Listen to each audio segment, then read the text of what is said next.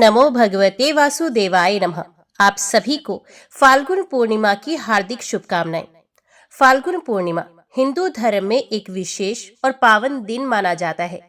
ये दिन होली के पर्व से जुड़ा हुआ होता है और धार्मिक, आध्यात्मिक एवं सांस्कृतिक दृष्टि से अत्यंत महत्वपूर्ण है।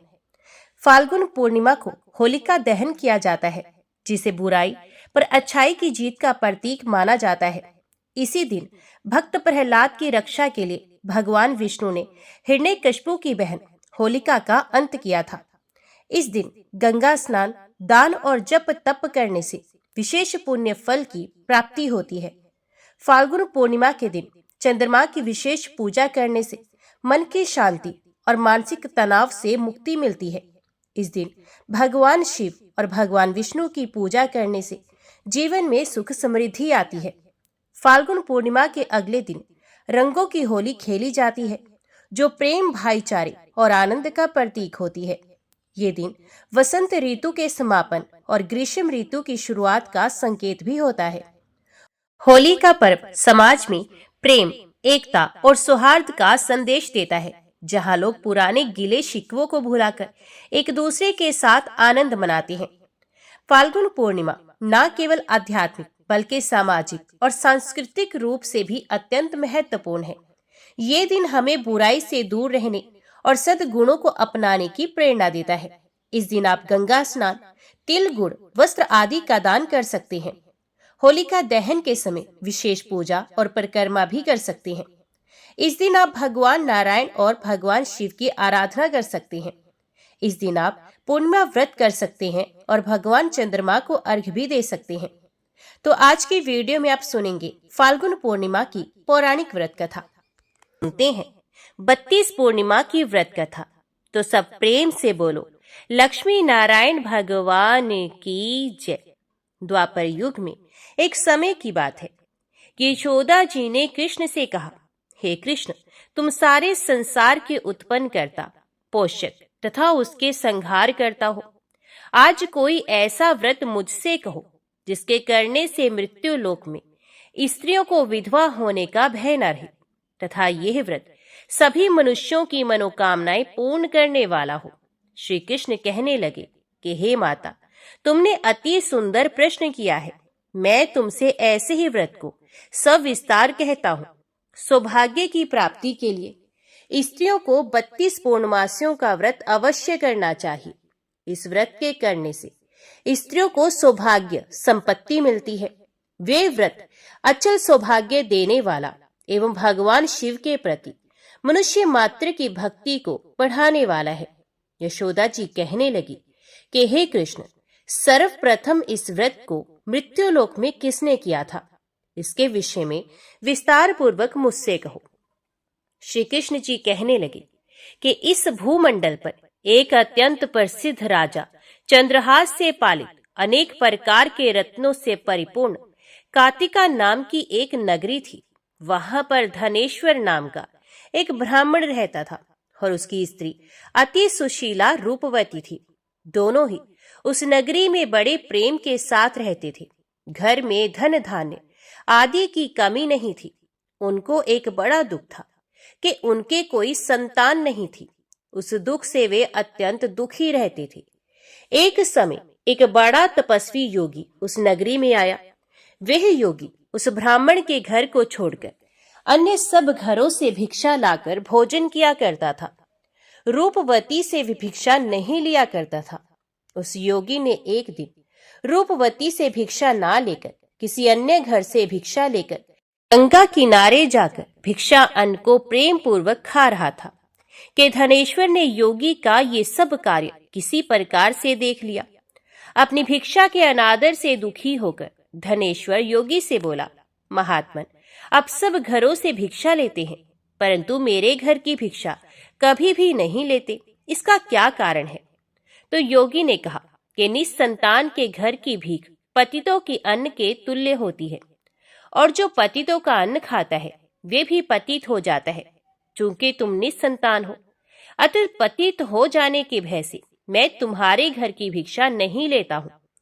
धनेश्वर ये बात सुनकर अपने मन में बहुत दुखी हुआ और हाथ जोड़कर योगी के पैरों पर गिर पड़ा तथा आर्त भाव से कहने लगा, हे महाराज, यदि ऐसा है तो आप मुझको पुत्र प्राप्ति का उपाय बताइए।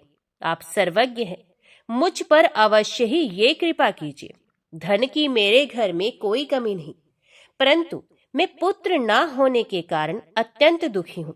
आप मेरे इस दुख का हरण करें, आप सामर्थ्यवान हैं। ये सुनकर योगी कहने लगे, हे ब्राह्मण, तुम चंडी की आराधना करो। घर आकर उसने अपनी स्त्री से सवृतांत कहा और स्वयं तप के निमित्त वन में चला गया। वन में जाकर उसने चंडी की उपासना की और उपवास किया। चंडी ने 16वें दिन उसको स्वप्न में दर्शन दिया और कहा, हे धनेश्वर, जा तेरे पुत्र होगा, परंतु वे 16 वर्ष की आयु में ही मृत्यु को प्राप्त हो जाएगा। यदि तुम दोनों स्त्री पुरुष 32 पौर्णमासियों का व्रत विधि पूर्वक करोगे तो वह दीर्घायु होगा। जितनी तुम्हारी सामर्थ्य हो, आटे के दिए बनाकर शिवजी का पूजन करना, परंतु पूर्णमासी को 32 जोत जाने चाहिए। प्रातः काल होने पर स्थान के समीप ही तुम्हें एक आम का वृक्ष दिखाई देगा। उस पर तुम चढ़कर एक फल तोड़कर शीघ्र अपने घर चले जाना। अपनी स्त्री से सब वृत्तांत कहना। ऋतु स्नान के पश्चात वे स्वच्छ होकर श्री शंकर जी का ध्यान करके उस फल को खा लेगी। तब शंकर भगवान की कृपा से उसको गर्भ हो जाएगा। जब वे ब्राह्मण प्रातः काल उठा तो उसने उस स्थान के पास ही एक आम का वृक्ष देखा, जिस पर एक अत्यंत सुंदर आम का फल लगा हुआ था। उस ब्राह्मण ने उस आम के वृक्ष पर चढ़कर उस फल को तोड़ने का प्रयत्न किया, परंतु वृक्ष पर कई बार प्रयत्न करने पर भी वे ना चढ़ पाया।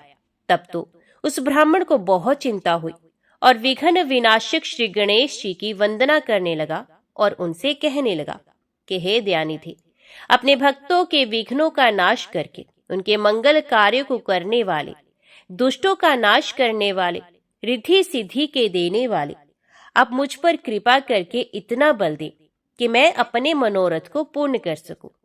इस प्रकार गणेश जी की प्रार्थना करने पर उनकी कृपा से धनेश्वर वृक्ष पर चढ़ गया और उसने एक अति सुंदर आम का फल देखा। उसने विचार किया कि जो वरदान से फल मिला था वे ये है और कोई फल दिखाई नहीं देता। उस धनेश्वर ब्राह्मण ने जल्दी से उस फल को तोड़कर अपनी स्त्री को ला कर दिया और उसकी स्त्री ने अपने पति के कथन अनुसार उस फल को ग्रहण किया और वे गर्भवती हुई। देवी जी की असीम कृपा से उसे एक अत्यंत सुंदर पुत्र उत्पन्न हुआ, जिसका नाम उन्होंने देवीदास रखा। माता पिता के हर्ष और शोक के साथ वे बालक शुक्ल पक्ष के चंद्रमा की भांति अपने पिता के घर में बढ़ने लगा। भवानी की कृपा से वह बालक बहुत ही सुंदर, सुशील और विद्या पढ़ने में बहुत ही निपुण था। दुर्गा जी की आज्ञा अनुसार उसकी माता ने 32 पूर्णमासी का व्रत रखना प्रारंभ कर दिया, जिससे उसका पुत्र बड़ी आयु वाला हो जाए। 16वां वर्ष लगते ही देवीदास के माता पिता को बड़ी चिंता हुई कि कहीं उनके पुत्र की इस वर्ष मृत्यु न हो जाए। इसलिए उन्होंने अपने मन में विचार किया कि यदि ये दुर्घटना उनके सामने हो गई तो वे कैसे सहन कर सकेंगे। असतु उन्होंने देवीदास के मामा को बुलाया और कहा कि हमारी इच्छा है कि देवीदास 1 वर्ष तक काशी में जाकर विद्या अध्ययन करे और उसको अकेला भी छोड़ना नहीं चाहिए। इसलिए साथ में तुम चले जाओ और 1 वर्ष के पश्चात इसको वापस लौटा लाना। सब प्रबंध करके उसके माता पिता ने काशी जाने के लिए देवीदास को एक घोड़े पर बैठाकर उसके मामा को उसके साथ भेज दिया। किंतु यह बात उसके मामा या किसी और से नहीं कही। धनेश्वर ने सप्तनिक अपने पुत्र की मंगल कामना तथा दीर्घायु के लिए भगवती दुर्गा की आराधना और पूर्णमासियों का व्रत करना आरंभ कर दिया। इस प्रकार बराबर 32 पूर्णमासी का व्रत पूरा किया। कुछ समय के पश्चात एक दिन वह दोनों मामा और भांजा मार्ग में रात्रि बिताने के लिए किसी ग्राम में ठहरे हुए थे। उस दिन उस गांव में एक ब्राह्मण की अत्यंत सुंदरी, सुशीला, विदुषी और गुणवती कन्या का विवाह होने वाला था। जिस धर्मशाला के अंदर वर और उसकी बारात ठहरी हुई थी, उसी धर्मशाला में देवी दास और उसके मामा भी ठहरे हुए थे। संयोगवश कन्या को तेल आदि चढ़ाकर मंडप आदि का कृत्य किया गया तो लगन के समय वर को धनुर्वात हो गया। असतु वर के पिता ने अपने कुटुंबियों से परामर्श करके निश्चय किया कि यह देवी दास मेरे पुत्र जैसा ही सुंदर है, मैं इसके साथ ही लगन करा दूं और बाद में विवाह के अन्य कार्य मेरे लड़के के साथ हो जाएंगे। ऐसा सोचकर देवी दास के मामा से जाकर बोला कि तुम थोड़ी देर के लिए अपने भांजे को हमें दे दो, जिससे विवाह के लगन का सब कृत्य सुचारू रूप से हो सके। तब उसका मामा कहने लगा कि जो कुछ भी मधुपर्क आदि कन्यादान के समय वर को मिले वे सब हमें दे दिया जाए, तो मेरा भांजा इस बारात का दूल्हा बन जाएगा। ये बात वर के पिता ने स्वीकार कर ली और उनके स्वीकार कर लेने पर उसने अपना भांजा वर बनने को भेज दिया और उसके साथ सब विवाह कार्य रात्रि में विधि पूर्वक संपन्न हो गए। पत्नी के साथ वे भोजन ना कर सका और अपने मन में सोचने लगा कि ना जाने ये कैसी स्त्री होगी। वह एकांत में इसी सोच में गर्म निश्वास छोड़ने लगा तथा उसकी आंखों में आंसू भी आ गए। तब वधू ने पूछा, क्या बात है, आप इतने उदासीन व दुखी क्यों हो रहे हैं? तब उसने सब बातें जो वर के पिता व उसके मामा में हुई थी उसको बतला दी। तब कन्या कहने लगी, ये ब्रह्म विवाह के विपरीत हो कैसे सकता है? देव ब्राह्मण और अग्नि के सामने मैंने आपको ही अपना पति बनाया है, इसलिए आप ही मेरे पति हैं। मैं आपकी ही पत्नी रहूंगी, किसी अन्य की कदापि नहीं। तब देवीदास ने कहा, ऐसा मत करिए, क्योंकि मेरी आयु बहुत थोड़ी है। मेरे पश्चात आपकी क्या गति होगी, इन बातों को अच्छी तरह विचार लो। परंतु वे दृढ़ विचार वाली थी। बोली कि जो आपकी गति होगी वही मेरी गति होगी। हे स्वामी, आप उठिए और भोजन करिए, आप निश्चय ही भूखे होंगे। इसके बाद देवीदास और उसकी पत्नी दोनों ने भोजन किया तथा शेष रात्रि वे सोते रहे। प्रातः काल देवीदास ने अपनी पत्नी को 3 नगों से जड़ी हुई एक अंगूठी दी, एक रुमाल दिया और बोला, हे प्रिय, इसे लो और संकेत समझकर स्थिर चित हो जाओ। मेरा मरण और जीवन जानने के लिए एक पुष्प वाटिका बना लो, उसमें सुगंधी वाली एक नव मल्लिका लगा लो, उसको प्रतिदिन जल से सींचा करो और आनंद के साथ खेलो कूदो तथा उत्सव मनाओ। जिस समय और जिस दिन मेरा प्राण अंत होगा ये फूल सूख जाएंगे और जब ये फिर हरे हो जाए तो जान लेना कि मैं जीवित हूँ। ये बात निश्चय करके समझ लेना, इसमें कोई संशय नहीं। ये समझाकर वे चला गया। प्रातः काल होते ही वहां पर गाजे बाजे बजने लगे और जिस समय विवाह के कार्य समाप्त करने के लिए वर तथा सब बाराती मंडप में आए तो कन्या ने वर को भली प्रकार से देखकर अपने पिता से कहा कि ये मेरा पति नहीं है, मेरा पति वही है जिसके साथ रात्रि में मेरा पानी ग्रहण हुआ था। इसके साथ मेरा विवाह नहीं हुआ है। यदि वे वही है तो बताए कि मैंने इसको क्या दिया। मधुपर्क और कन्यादान के समय जो मैंने भूषण आदि दिए थे उन्हें दिखाए तथा रात में मैंने क्या गुप्त बातें कही थी ये सब सुनाए। पिता ने उसके कथन अनुसार वर को बुलवाया। कन्या की ये सब बातें सुनकर वे कहने लगा कि मैं कुछ नहीं जानता। इसके पश्चात लज्जित होकर वे अपना मुंह सा लेकर चला गया और सारी बारात भी अपमानित होकर वहां से लौट गई। भगवान श्री कृष्ण बोले कि हे माता, इस प्रकार देवी दास काशी विद्याधन के लिए चला गया। जब कुछ समय बीत गया तो काल से प्रेरित होकर एक सर्प रात्रि के समय उसको डसने के लिए वहां पर आया। उस विषधर के प्रभाव से उसके शयन का स्थान चारों ओर से विष की ज्वाला से विषैला हो गया, परंतु व्रतराज के प्रभाव से उसको काटने न पाया, क्योंकि पहले ही उसकी माता ने 32 पूर्णिमा का व्रत कर रखा था। इसके बाद मध्याह्न के समय स्वयं काल वहां पर आया और उसके शरीर से उसके प्राणों को निकालने का प्रयत्न करने लगा, जिससे वे मूर्छित होकर पृथ्वी पर गिर पड़ा। भगवान की कृपा से उसी समय माता पार्वती जी के साथ भगवान श्री शंकर जी वहां पर आ गए। उसको मूर्छित दशा में देखकर पार्वती जी ने भगवान शंकर से प्रार्थना की कि हे महाराज, इस बालक की माता ने पहले 32 पूर्णिमा का व्रत किया था, जिसके प्रभाव से हे भगवान आप इसको प्राण दान दे। भवानी के कहने पर भक्त वत्सल भगवान श्री शिव जी ने उसको प्राण दान दिया। इस व्रत के प्रभाव से काल को भी पीछे हटना पड़ा और देवीदास स्वस्थ होकर बैठ गया। उधर उसकी स्त्री उसके काल की प्रतीक्षा किया करती थी। जब उसने देखा कि उस पुष्प वाटिका में पत्र पुष्प कुछ भी नहीं रहे, तो उसको अत्यंत आश्चर्य हुआ, और जब वे वैसे ही हरी भरी हो गई, तब वे जान गई कि वे जीवित हो गए हैं। यह देखकर वे बहुत प्रसन्न मन से अपने पिता के कहने लगी कि हे पिताजी, मेरे पति जीवित हैं, आप उनको ढूंढिए।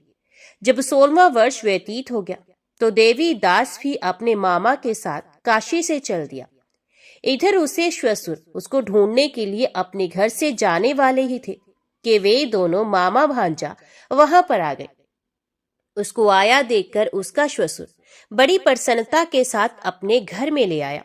उस समय नगर के निवासी भी वहां इकट्ठे हो गए और सबने निश्चय किया कि अवश्य ही इसी बालक के साथ इस कन्या का विवाह हुआ था। उस बालक को जब कन्या ने देखा तो पहचान लिया और कहा कि ये तो वही है जो संकेत करके गया था। तदुपरांत सभी कहने लगे कि भला हुआ जो ये आ गया, और सब नगर वासियों ने आनंद मनाया। कुछ दिन के बाद देवीदास अपनी पत्नी और मामा के साथ अपने श्वशुर के घर से बहुत सा उपहार आदि लेकर अपने घर के लिए प्रस्थान किया। जब वे अपने गांव के निकट आ गया, तो कई लोगों ने उसको देखकर उसके माता पिता को पहले ही जाकर खबर दे दी कि तुम्हारा पुत्र देवीदास अपनी पत्नी और मामा के सहित आ रहा है।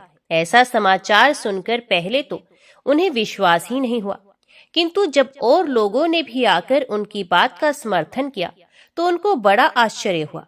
लेकिन थोड़ी देर में देवीदास ने आकर अपने माता पिता के चरणों में अपना सर रखकर प्रणाम किया, और उसकी पत्नी ने अपने सास ससुर के चरणों को स्पर्श किया, तो माता पिता ने अपने पुत्र और पुत्र वधू को अपने हृदय से लगा लिया, और दोनों की आंखों में प्रेम अश्रु बह चले। अपने पुत्र और पुत्रवधू के आने की खुशी में धनेश्वर ने बड़ा भारी उत्सव किया और ब्राह्मणों को भी बहुत सी दान दक्षिणा देकर प्रसन्न किया। श्री कृष्ण जी कहने लगे कि इस प्रकार धनेश्वर 32 पूर्णमासियों का व्रत के प्रभाव से पुत्रवान हुआ। जो भी स्त्रियां इस व्रत को करती हैं, वे जन्म जन्मांतर में वैधव्य का दुख नहीं भोगती और सदैव सौभाग्यवती रहती हैं। ये मेरा वचन है, इसमें कोई संदेह नहीं। ये व्रत पुत्र पौत्रों को देने वाला तथा संपूर्ण मनोकामनाओं को पूर्ण करने वाला है। 32 पूर्णिमासियों का व्रत करने से व्रती की सब इच्छाएं भगवान शिव जी की कृपा से पूर्ण हो जाती हैं। तो सब प्रेम से बोलो, उमापति भगवान शंकर की जय। अभी सुनिए भगवान सत्यनारायण की व्रत कथा। ऋषियों ने सूत जी से पूछा, महामुनि, किस व्रत या तप से अभीष्ट फल की प्राप्ति होती है? हम सुनना चाहते हैं, कृपया बताइए। सूत जी बोले, देवऋषि नारद ने यही बात भगवान कमलाकांत से पूछी थी। उन्होंने जो उसका उत्तर दिया था उसी को आप सुनिए। एक दिन दूसरों पर अनुग्रह करने वाले योगी नारद जी विविध लोकों में घूमते हुए मृत्यु लोक में आए। उन्होंने देखा यहाँ के सभी मनुष्य भांति भांति के दुखों से पीड़ित हैं और अपने अपने कर्म के फल स्वरूप विविध योनियों में जन्म लेकर कलेश पा रहे हैं। वे सोचने लगे किस उपाय से इनका दुख निश्चित रूप से दूर हो सकता है। मन ही मन इस प्रकार सोचकर वे विष्णु लोक में गए और वहां जाकर उन्होंने शंख चक्र गदा पद्मधारी वनमाला से विभूषित शुक्ल वर्ण चतुर्भुज देव देवेश्वर भगवान नारायण को देखकर कुछ कहना चाहा। नारद जी बोले, आप मन और वाणी से अतीत अनंत शक्ति हैं, आदि मध्य और अंत से रहित है, निर्गुण है, गुणात्मा है, सबके आदि भूत है और भक्तों के दुख का नाश करने वाले हैं। आपको नमस्कार है। भगवान विष्णु ने नारद का स्तवन सुनकर उत्तर दिया। श्री भगवान बोले, महाभाग, तुम किस लिए यहाँ आए हो और तुम्हारे मन में क्या अभिलाषा है? बताओ, मैं तुम्हारी सब बातों का उत्तर दूंगा। नारद जी बोले, मृत्यु लोक में मनुष्य पाप कर्म वश विविध योनियों में जन्म लेकर नाना प्रकार से कलेश पा रहे हैं और अपने अपने पापों का फल भोग रहे हैं। हे नाथ, उनके वे सारे कलेश सहज में ही कैसे दूर हो सकते हैं? यदि मुझ पर आपकी कृपा है तो वह उपाय मुझे बताइए, उसी को सुनने की मेरी इच्छा है। श्री भगवान ने कहा, वत्स, लोगों के प्रति अनुग्रह कामी होकर तुमने बड़ी अच्छी बात पूछी है। जिसके करने से मनुष्य मोह से मुक्त होता है, वह मैं तुमसे कह रहा हूँ, सुनो। एक अत्यंत पवित्र व्रत है जो स्वर्ग या पृथ्वी पर अति दुर्लभ है। मैं स्नेहवश, हे विप्र, आज उसी को प्रकट कर रहा हूँ। इस व्रत का नाम सत्यनारायण व्रत है। इसको भली भांति विधान पूर्वक बतलाता हूँ। इस व्रत का सम्यक रूप से अनुष्ठान किए जाने पर इस लोक में सुख भोग कर मनुष्य परलोक में मोक्ष को प्राप्त करता है। भगवान की इस बात को सुनकर नारद जी ने फिर कहा, इस व्रत का क्या फल है, इसकी क्या विधि है और किसने ये व्रत किया था तथा कब किया था, ये सब विस्तार पूर्वक बतलाइए। श्री भगवान बोले, इस व्रत से दुख शोक आदि का नाश होता है, धन धान्य की वृद्धि होती है और यह व्रत सौभाग्य, संतति तथा सर्वत्र विजय प्रदान करता है। मनुष्य भक्ति श्रद्धा के साथ जिस किसी दिन ये व्रत कर सकता है, परंतु सत्यनारायण देव निशामुख अर्थात संध्या के समय पूजे जाने पर संतुष्ट होते हैं। धर्मपरायण मनुष्य ब्राह्मण और बंधु बांधवों के साथ यह व्रत करे, भक्ति के द्वारा भोग लगाए। भोग उत्तम पदार्थों का होना चाहिए। भोग सवा के हिसाब से, जैसे कि सवा छटाक, सवा पाव, सवा सेर आदि होना चाहिए।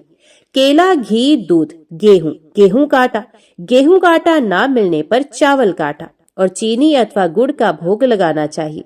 ये सभी चीजें परिमाण में सवा के हिसाब से होनी चाहिए और सबको एकत्रित कर निवेदन करना चाहिए। तदंतर घर के लोगों के साथ कथा सुनकर ब्राह्मण को दक्षिणा देनी चाहिए। इसके बाद ब्राह्मणों को प्रसाद खिलाकर अपने बंधु बांधवों के साथ भक्ति पूर्वक स्वयं प्रसाद ग्रहण करना चाहिए और भगवान के सामने प्रेम प्रवश होकर नाचना और गाना चाहिए। इसके बाद स्तुति करके सत्यनारायण भगवान का स्मरण करते हुए घर जाना चाहिए। इस प्रकार करने पर मनुष्य को निश्चय ही मनोवांछित फल प्राप्त होगा। विशेषकर इस कलयुग में तो सत्यनारायण व्रत के अतिरिक्त पृथ्वी पर अभिष्ट सिद्धि का और कोई उपाय ही नहीं है। पूर्व काल में एक ब्राह्मण इस व्रत को करके कृत्य हो गए थे। अब उनकी कथा कहता हूँ। काशीपुर ग्राम में एक निर्धन ब्राह्मण रहते थे। वे भूख प्यास से व्याकुल होकर सदा पृथ्वी पर भटका करते थे। ब्राह्मण को दुखी देखकर ब्राह्मण प्रिय भगवान वृद्ध ब्राह्मण का रूप बनाकर उनके पास आए और उन्होंने आदर के साथ पूछा, ब्राह्मण देवता, आप किस लिए अत्यंत दुखित होकर सारी पृथ्वी पर भटक रहे हैं? यदि आपकी अभिरुचि हो तो सारी बात मुझसे कहिए, मैं सुनना चाहता हूँ। ब्राह्मण ने कहा, मैं बड़ा गरीब हूँ और भीख मांगने के लिए ही इस प्रकार भटकता रहता हूँ। आप कोई उपाय जानते हो तो हे प्रभु कृपा पूर्वक मुझे बताइए। वृद्ध ब्राह्मण ने कहा, सत्यनारायण विष्णु भगवान मनचाहा फल देते हैं। द्विजश्रेष्ठ, आप सत्यनारायण का उत्तम व्रत करें। मनुष्य इस व्रत को करके सब दुखों से मुक्त हो जाता है। श्री भगवान बोले, वृद्ध बने हुए सत्यनारायण ब्राह्मण को आदर पूर्वक व्रत की पूरी विधि बताकर वहां से अंतर ध्यान हो गई। तदंतर वे ब्राह्मण मन ही मन भगवान का चिंतन करते हुए घर लौटे। उन्होंने समझा कि नारायण ने ही मुझको ये व्रत बतलाया है, अतएव मैं इस व्रत को करूंगा। ब्राह्मण इसी सोच विचार में रहे। उनको रात्रि में नींद भी नहीं आई। प्रातः काल उठते ही मैं सत्यनारायण व्रत करूंगा, ये संकल्प करके ब्राह्मण भिक्षा के लिए चले गए। उस दिन ब्राह्मण को भिक्षा में प्रचुर द्रव्य की प्राप्ति हुई। उसके द्वारा उन्होंने बंधु बांधवों के साथ सत्यनारायण का व्रत किया और उस व्रत के प्रभाव से वे श्रेष्ठ ब्राह्मण समस्त दुखों से छूटकर संपूर्ण संपत्ति से संपन्न हो गए। तब से वे प्रति मास सत्यनारायण व्रत करने लगे। श्री भगवान ने कहा, वे उत्तम ब्राह्मण वृद्ध रूपधारी नारायण के द्वारा व्रत को जानकर सारे पापों से मुक्त हो गए और उन्होंने दुर्लभ मोक्ष की प्राप्ति की। नारद, जिस समय इस व्रत का पृथ्वी में प्रचार होगा उसी समय मनुष्यों के समस्त दुख नष्ट हो जाएंगे। सूत जी बोले, ब्राह्मणों, नारायण ने महात्मा नारद को जैसा कहा था ठीक वैसा ही मैंने आप लोगों से कह दिया। अब और क्या कहूँ? ऋषियों ने पूछा, इसके बाद पृथ्वी पर इस व्रत का अनुष्ठान किस मनुष्य ने किया था? हे मुने, ये सब हम सुनना चाहते हैं। इस विषय में हमारे मन में बड़ी श्रद्धा उत्पन्न हो गई है। सूत जी बोले, मुनियों, उसके बाद पृथ्वी पर किसने ये व्रत किया था सो सुनो। एक दिन वे श्रेष्ठ ब्राह्मण अपने बंधु बांधवों के साथ अपने वैभव के अनुरूप व्रत कर रहे थे। इसी समय वहां एक लकड़हारा आया। लकड़हारे ने लकड़ी बाहर रख दी और वह ब्राह्मण के घर के अंदर चला गया। उस समय वह प्यास से पीड़ित था। उन ब्राह्मण को कार्य में लगे देखकर प्रणाम करके उसने पूछा, महाराज, आप ये क्या कर रहे हैं? तो ब्राह्मण ने कहा, ये सत्यनारायण का व्रत है। ये व्रत दुख दारिद्र्य का नाश करता है, सब प्रकार की इच्छित वस्तुओं को देता है और पुत्र पौत्र आदि की वृद्धि करता है। इस व्रत के प्रभाव से ही धन धान्य आदि महान समृद्धि से मेरा घर भर गया है। ब्राह्मणों की इस बात को सुनकर लकड़हारे को बड़ा हर्ष हुआ। वे जल पीकर और प्रसाद लेकर स्थिर मन से सत्यनारायण देव का चिंतन करता हुआ नगर में गया। उसने मन ही मन कहा कि आज लकड़ियों के बेचने पर जो कुछ मिलेगा उसी के द्वारा मैं सत्यदेव का उत्तम व्रत करूंगा। इस प्रकार मन में विचार कर वे लकड़ियों के बोझ को सर पर उठा के नगर में धनियों के रमणीय स्थान में पहुंचा। आज लकड़हारे को लकड़ियों का दूना मूल्य मिला। उसका हृदय प्रसन्न हो गया। वे पके हुए केले, चीनी, घी, दूध और गेहूं का आटा सब वस्तुएं सवाए हिसाब से लेकर घर पहुंचा। तदंतर बंधु बांधवों को निमंत्रण देकर उसने विधि पूर्वक व्रत किया। उस व्रत के प्रभाव से वह लकड़हारा धन और पुत्र से संपन्न हो गया तथा इहलोक में सुख भोगकर अंत में सत्यपुर को प्राप्त हुआ। एक घटना और कहता हूँ, सुनो। पूर्व काल में उल्कामुख नामक एक जितेंद्रिय सत्यवादी प्रबल पराक्रमी राजा थे। वे बुद्धिमान राजा प्रतिदिन भगवान के मंदिर में जाते और धन देकर ब्राह्मणों को संतुष्ट करते थे। उनकी पत्नी का नाम था भद्रशिला। वे सरोज वदना, परमुग्धा और पति परायणा स्त्री थी। राजा रानी के साथ समुद्र के तीर पर जाकर सत्यनारायण का व्रत किया करते थे। एक दिन जब राजा व्रत कर रहे थे, एक साधु नामक वणिक वहां आया। वह व्यापार के लिए नाना प्रकार के रत्न आदि पदार्थों को नौका में भरकर लाया था। वणिक समुद्र के किनारे नाव को खड़ी करके तट के ऊपर आया और व्रत करते हुए राजा को देखकर उसने विनय पूर्वक पूछा। साधु ने कहा, राजन, भक्ति युक्त चित्त से आप ये क्या अनुष्ठान कर रहे हैं? इस समय मेरे इसे जानने की इच्छा है, अतएव आप समझाकर कहें। राजा बोले, साधु, मैं अपने बंधु बांधवों के साथ अतुलनीय तेज युक्त भगवान विष्णु की पूजा कर रहा हूँ। मेरा यह व्रत पुत्र आदि की प्राप्ति के लिए है। तदंतर साधु ने राजा को आदर पूर्वक प्रणाम करके कहा, राजन, इस व्रत की सांगोपांग विधि आप मुझे बताएं, क्योंकि मैं भी ये व्रत करूंगा। मेरे भी संतान नहीं। इस व्रत से मुझे निश्चय ही संतान की प्राप्ति होगी। इतना कहकर वणिक ने उन राजा से व्रत की विधि अच्छी तरह पूछकर वहां से प्रस्थान किया और अपने वाणिज्य का काम पूरा करके वे आनंद के साथ घर लौटा। कुछ ही दिनों के बाद उसकी पतिव्रता पत्नी गर्भवती हुई और समय पर उसने एक अति सुंदर कन्या को जन्म दिया। कन्या शुक्ल पक्ष के चंद्रमा की भांति दिनों दिन बढ़ने लगी। वणिक ने उसका जात कर्म आदि संस्कार करवाकर उसका नाम रखा कलावती। तदंतर वणिक पत्नी लीलावती ने मधुर वचनों में पति से कहा, स्वामी, अपने पूर्व में जो सत्यनारायण व्रत करने की प्रतिज्ञा की थी उसे अब पूरी क्यों नहीं कर रहे हैं? तो साधु ने उत्तर दिया, प्रिय, मैं कलावती के विवाह के समय सत्यनारायण का व्रत करूंगा। पत्नी को इस प्रकार आश्वासन देकर साधु वणिक समुद्र के तट की ओर चला गया। इधर पिता के घर में कलावती बढ़ने लगी। इसके बाद धर्म के जानने वाले पिता ने जब अपनी पुत्री को विवाह के योग्य देखा, तब अपने बंधु बांधवों से परामर्श करके साधु ने वर ढूंढने के लिए दूत को भेजा। दूत साधु का आदेश पाकर कांचन नगर गया और वहां कलावती के योग्य एक उत्तम वर की खोज करके वहां से उस वणिक पुत्र को साथ लेकर लौट आया।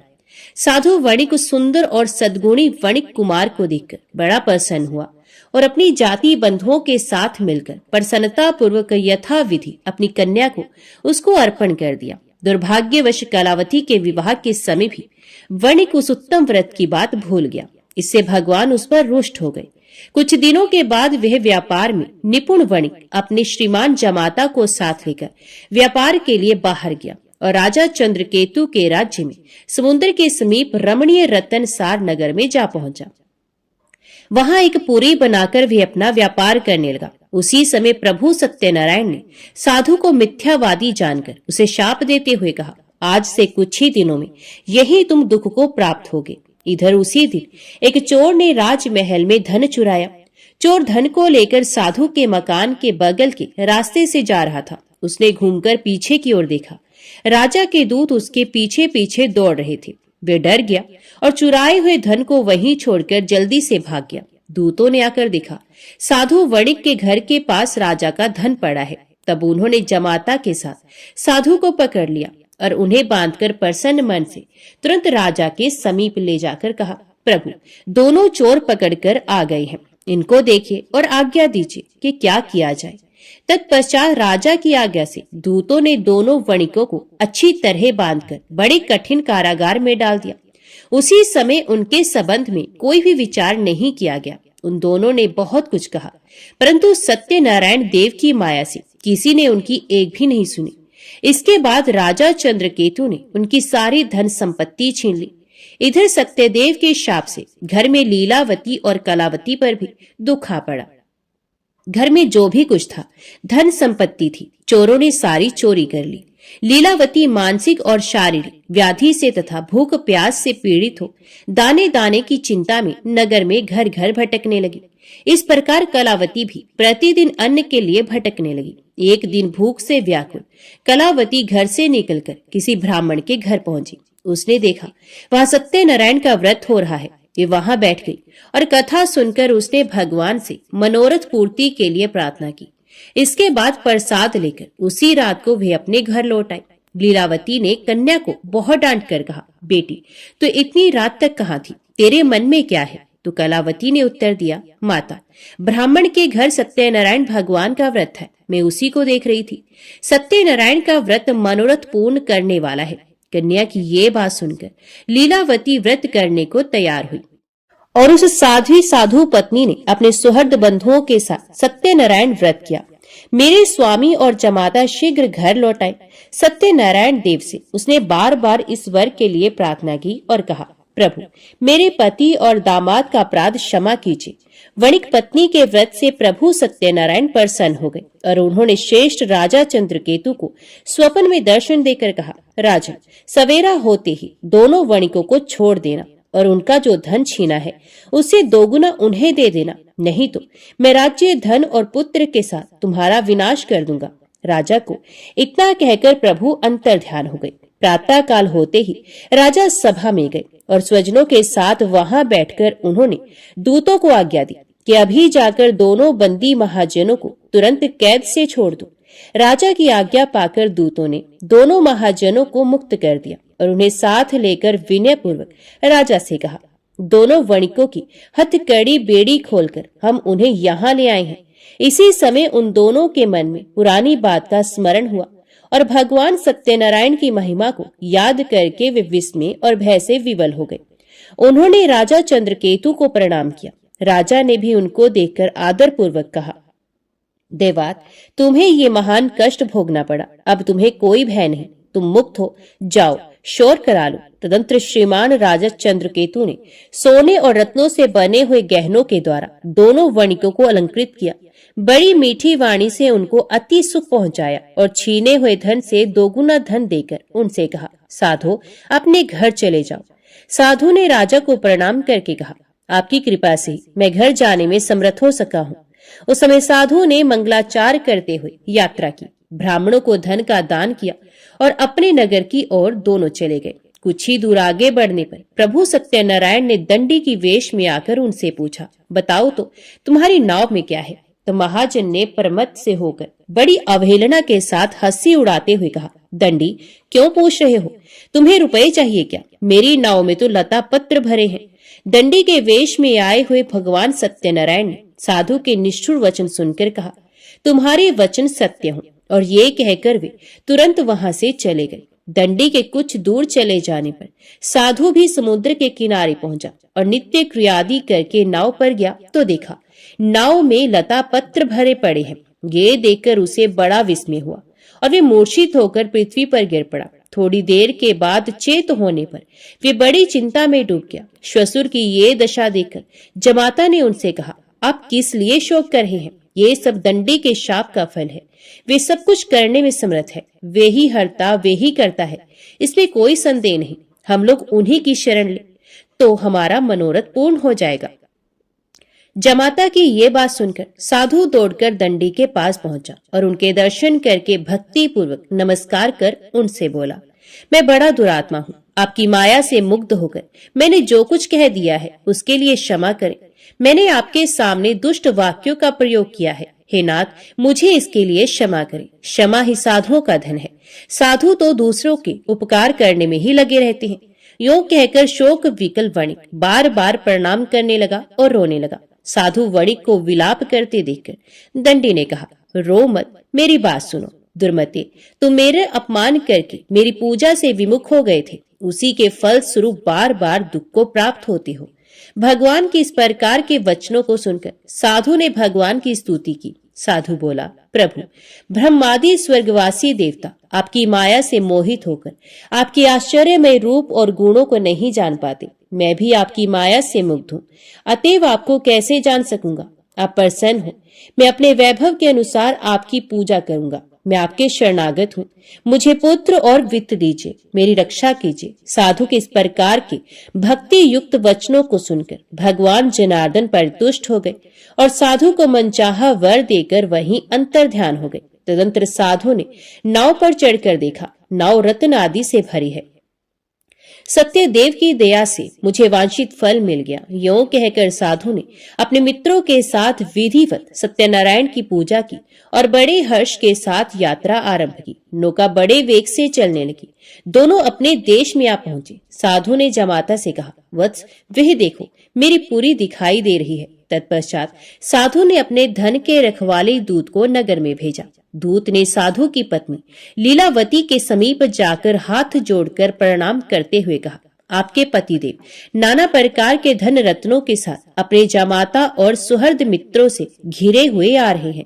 साध्वी वणिक पत्नी दूत के मुख से स्वामी और जमाता के आने का समाचार सुनकर बड़ी हर्षित हुई और सत्यदेव की पूजा करके उसने अपनी लड़की से कहा, मैं पति की अगुवानी के लिए जाऊंगी, तुम भी तुरंत मेरे साथ चलो। माता की बात सुनकर कलावती ने सत्यनारायण का व्रत किया, परंतु प्रसाद लिए बिना ही वे पति के सामने चले गए। इससे सत्यनारायण देव रुष्ट हो गए। धन रतन और जवाई को लेकर नौका जल में अदृश्य हो गई। कलावती ने जब पति को नहीं देखा तब वह शोक से अत्यंत व्याकुल होकर रोती हुई जमीन पर गिर पड़ी। अपने पति और नाव के ना दिखने से अत्यंत शोकातुर थी। कन्या की इस दशा को देखकर साधु बहुत डर गया।